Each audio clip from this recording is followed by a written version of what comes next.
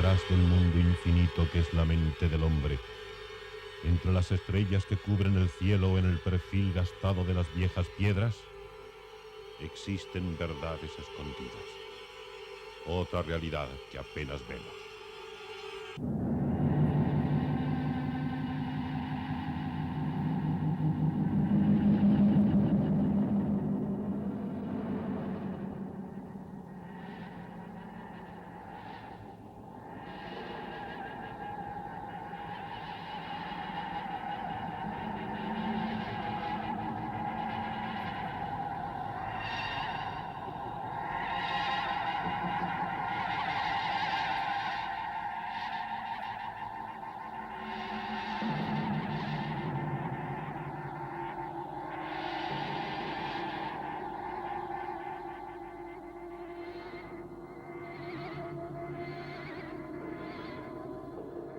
Buenas noches.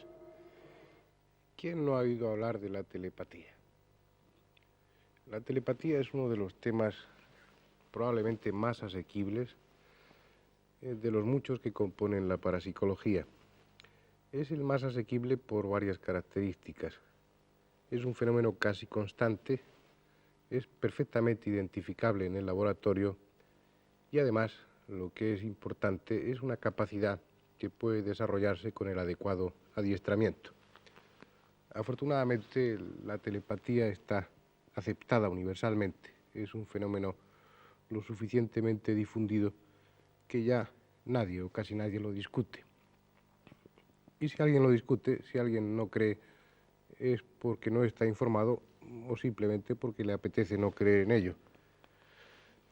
Buscando una definición clara, la telepatía sería la comunicación del pensamiento entre dos personas sin emplear los sentidos habituales. Una comunicación mente a mente, cerebro a cerebro, que con frecuencia se produce de una forma espontánea. Ustedes han oído contar muchos casos como este que les pongo por ejemplo. Imagínense un coche a alta velocidad, una carretera mojada, una curva, un accidente y un hombre que súbitamente, de una forma impensada, no prevista, muere. Justo en ese instante, a kilómetros de distancia, la madre de esa persona, por ejemplo, se despierta de su sueño, se despierta tremendamente angustiada justo en ese instante y con la sensación de que algo le ha sucedido a su hijo, algo muy grave. Estoy seguro de que han oído ustedes relatar historias de este tipo, puesto que son muy frecuentes y constituyen una de las formas habituales de la telepatía espontánea.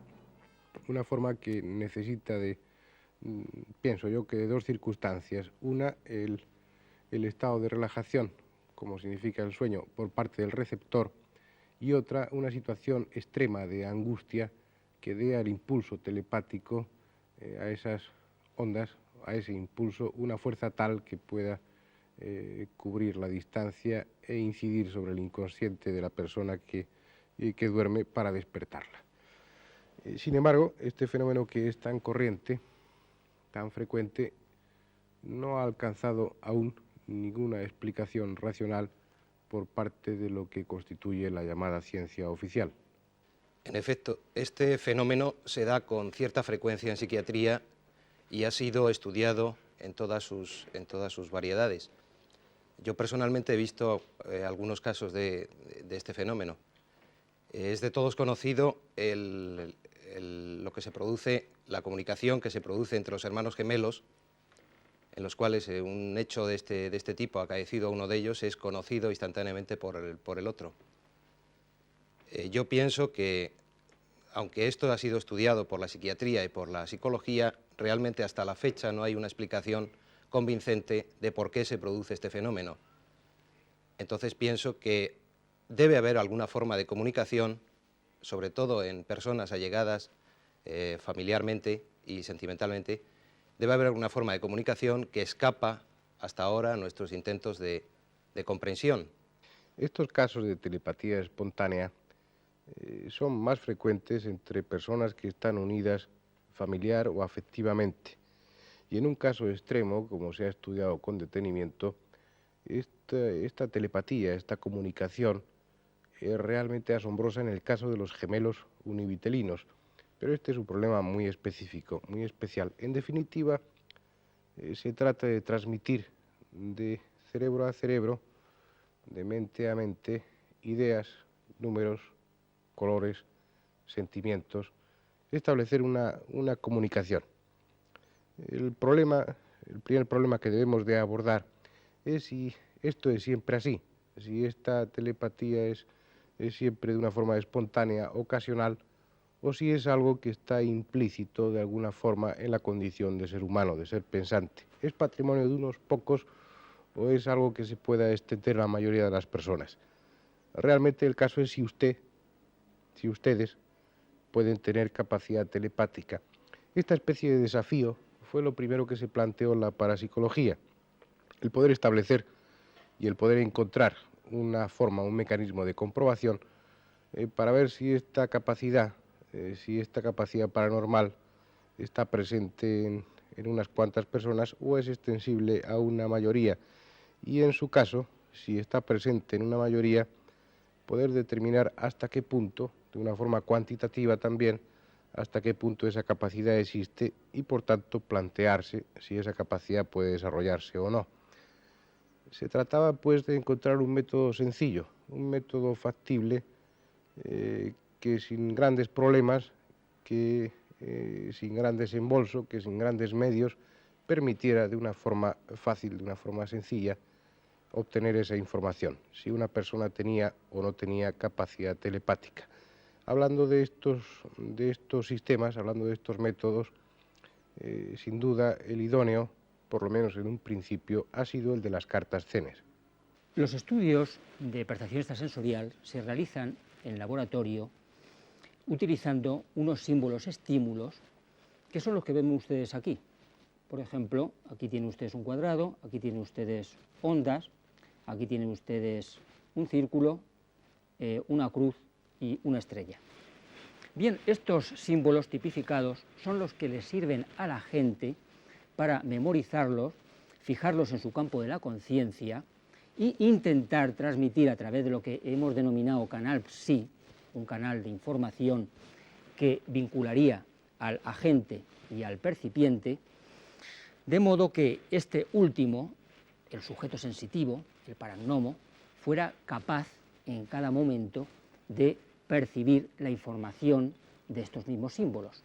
Generalmente en los laboratorios se empieza por seleccionar a una serie de personas que generalmente suelen ser estudiantes normales. No piensen ustedes que se trata de especialistas, de verdaderos sensitivos. Los estudios estadísticos realizados por la Escuela de Rain empiezan simplemente con una selección. Ahí pueden ver ustedes una serie de señoritas que están siendo encuestadas por el laboratorio de Rain. Generalmente los laboratorios actuales que realizan este tipo de estudios suelen ser muy sofisticados. Por ejemplo, vean ustedes uno de estos laboratorios, un esquema de unos estudios. Pueden ustedes apreciar en la cámara izquierda cómo un agente sentado ante una mesa va pasando los símbolos Zener, que son al mismo tiempo fotografiados, mientras el percipiente en la cámara derecha, muy vigilado, muy controlado, para que no exista otra forma de canal espurio, de canal secreto, que pueda, como contrahipótesis, explicar esa percepción extrasensorial. Y observan ustedes cómo el percipiente, en este caso, va memorizando, va fijando su atención en la posible transmisión de esos símbolos. ¿No creen ustedes que se utilizan solamente este tipo de símbolos estímulos? Generalmente se han utilizado también dibujos. Ven ustedes en esta imagen un estudio realizado en la sede de la Sociedad Española de Parapsicología. Ven ustedes cómo una imagen de una flor fue percibida por el percipiente, por el sensitivo, en forma de mano.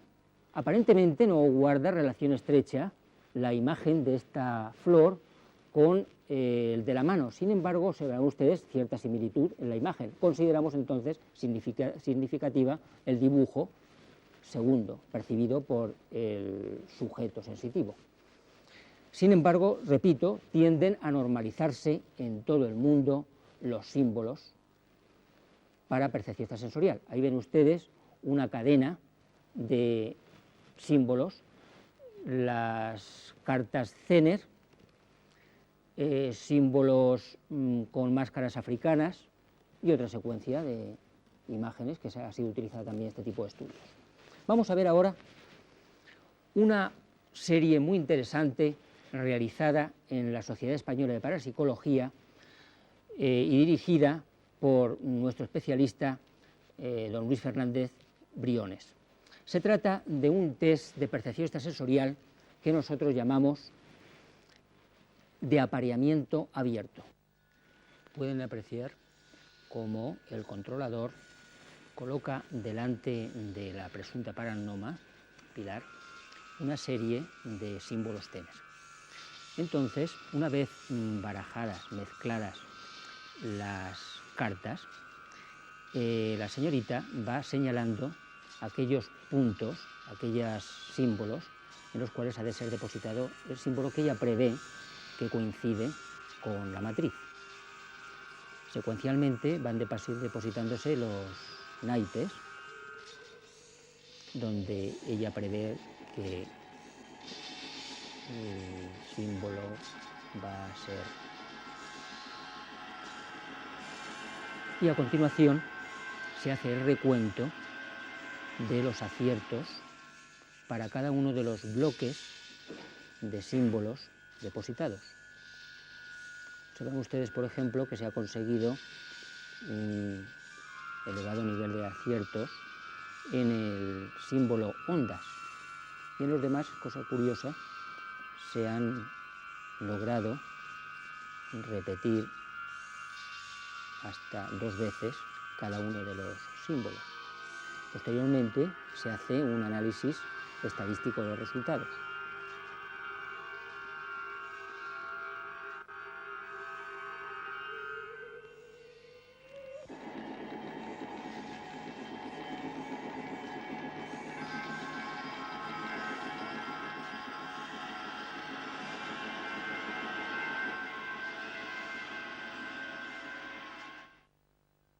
Como ven, es una forma bastante sencilla de evidenciar este fenómeno. El trabajo con las cartas Zener, los experimentos realizados con este método, están totalmente extendidos. Prácticamente en todo el mundo se realizan experiencias de este tipo. Probablemente donde con más intensidad y con más abundante material se vienen realizando sea en la Universidad de Duke por el profesor Rhine. El caso es que hay tal cantidad de experimentos realizados que se han podido sacar una serie de consecuencias muy sencillas, las que vamos a exponer aquí, pero en cierto modo significativas. Lo primero es que esta capacidad paranormal está con más o menos intensidad frecuente en muchísimas personas. No es un fenómeno extraño que sea propio de superdotados y que sea exclusivo, por tanto, de unos pocos, sino que está extendido a mucha gente realmente.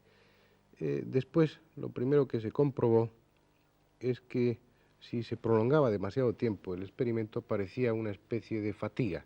El número de aciertos iba decreciendo en relación con el tiempo que se estaba empleando en el experimento. Si la sesión se prolongaba más tiempo del debido, los resultados iban decreciendo. Es pues consecuencia el desprender de estos experimentos que es necesario el estar con el cerebro fresco, por decirlo así, e interesado sobre todo en el problema, en el tema que se está tratando. Si se pierde el interés, decrece el número de resultados positivos. Es importante también un estado no muy especial, pero sí suficientemente idóneo para realizar el experimento. Una relajación y una atención. Y lo que es más importante, lo que se ha podido comprobar a través de las cartas Zener, es que este fenómeno, esta capacidad telepática, es algo que, como cualquier otro de los 5 sentidos normales, puede desarrollarse, puede adiestrarse con el uso. En las experiencias, ya saben ustedes que para que se llegue a un resultado que se pueda evaluar, hay que hacer un número de experiencias muy elevado para aplicar después los métodos estadísticos. Se ha visto que a medida que el número de sesiones aumentaba, es decir, se cogía una pareja o una persona con capacidad aparentemente clara, receptiva, y a medida que los experimentos iban progresando, esta capacidad iba aumentando, lo que puso en la pista a los parapsicólogos de que este fenómeno puede desarrollarse y puede adiestrarse con el uso. Sin embargo, a pesar de lo aparentemente idóneo de este sistema, el de las cartas Zener, no es la única forma de experimentación dentro del laboratorio. Las hay más sofisticadas y, en cierto modo, más directas también. Pero tengan ustedes en cuenta que una serie de factores inciden de una manera radical en la fenomenología de la percepción extrasensorial.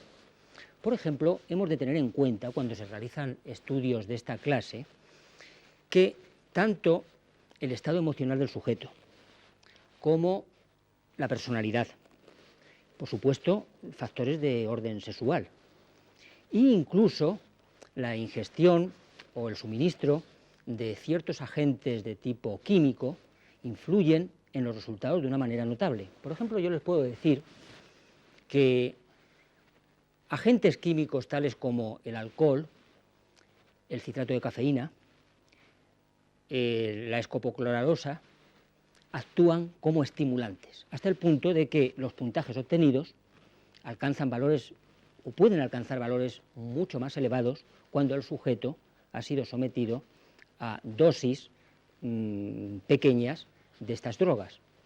En cambio, por ejemplo, el amital sódico actúa como depresor, el sujeto se inhibe, los resultados son más pobres. Hemos de tener en cuenta también, como decíamos antes, la personalidad del sujeto. Un individuo deprimido es mucho menos apto para este tipo de pruebas. Los sujetos que presentan cuadros psicopatológicos, como puedan ser una neurosis de conversión, lo que antiguamente se llamaba histeria, aquellos sujetos, por ejemplo, sonámbulos, pueden ser mucho más aptos y conseguir con ellos unos resultados más significativos que individuos, por ejemplo, como decíamos antes, más deprimidos, individuos introvertidos, con personalidad introvertida.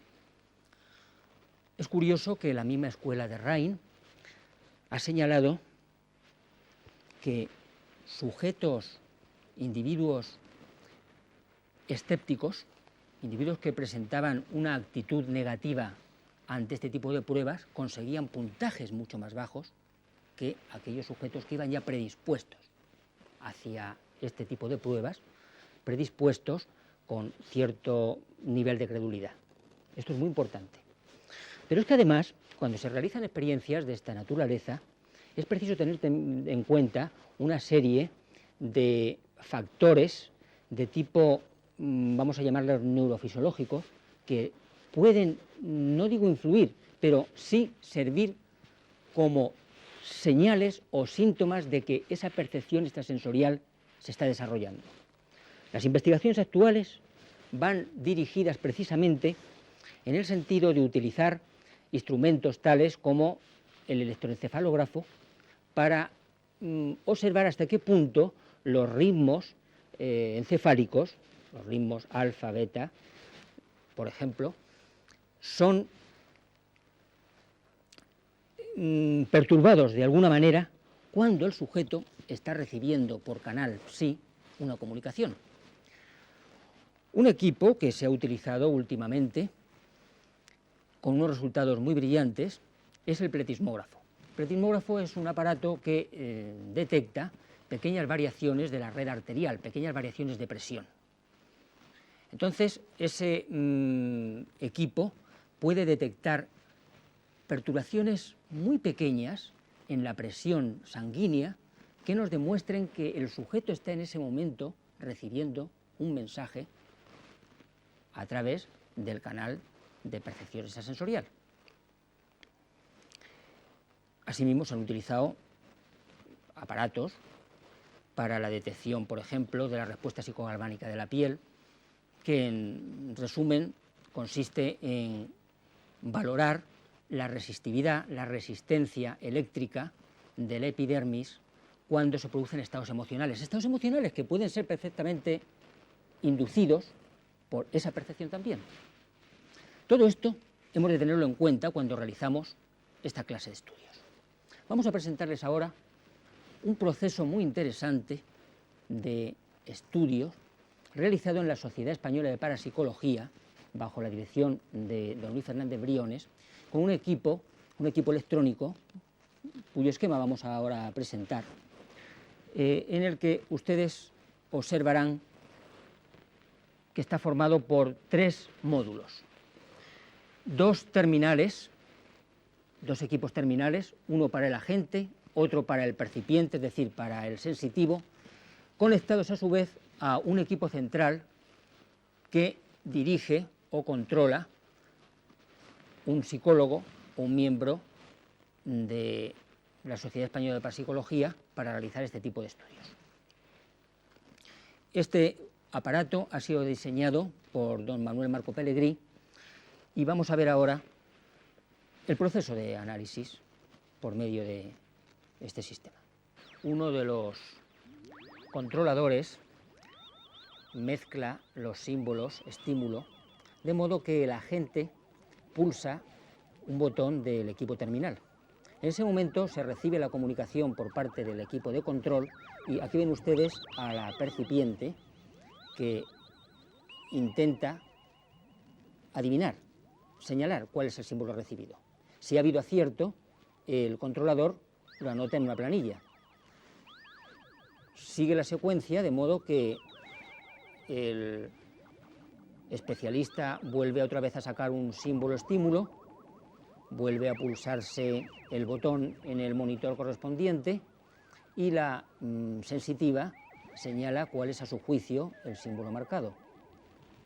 Está señalando en ese momento onda, como ven ustedes, y el controlador continúa así toda la serie.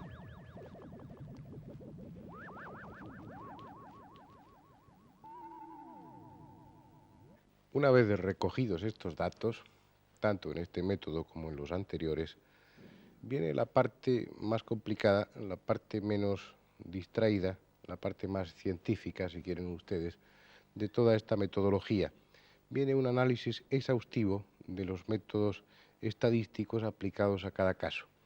Lo fundamental es ver si el sujeto es supuestamente paranormal, ver si sus resultados positivos están colocados por encima de la norma estadística que se obtendría si no fuera un sujeto paranormal.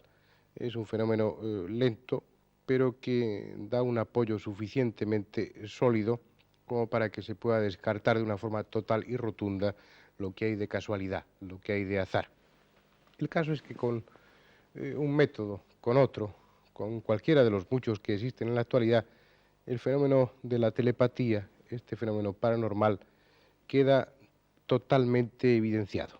Es imposible, es disparatado negar que existe la telepatía. Sin embargo, algunos lo niegan. Algunos científicos, algunos escritores, ellos sabrán por qué. Lo que sí es seguro es que determinados gobiernos no niegan el fenómeno. No lo niegan e incluso abren generosamente sus arcas para que se siga experimentando en esta línea. Ustedes probablemente hayan oído hablar, porque se difundió abundantemente en la prensa, las experiencias de tipo telepático realizadas con ocasión del submarino atómico Nautilus.